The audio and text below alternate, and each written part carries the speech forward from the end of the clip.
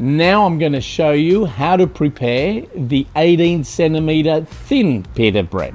One of the general misconceptions again is to use this pita bread raw like this. Well, it's actually not raw, it is cooked, but you need to cook it a second time to get that softness and fluffiness that is characteristic of Golden Top Bakery pita bread. As is with all the other Golden Top pita bread products, it's important to oil both sides.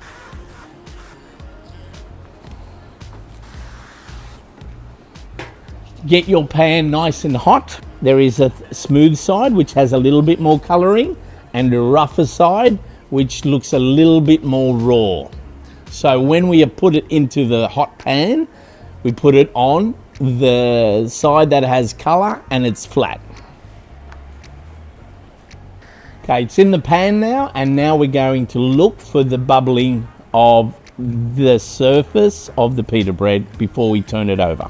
Another misconception in the application of this pita bread is people turn it over far too frequently. You don't need to do it.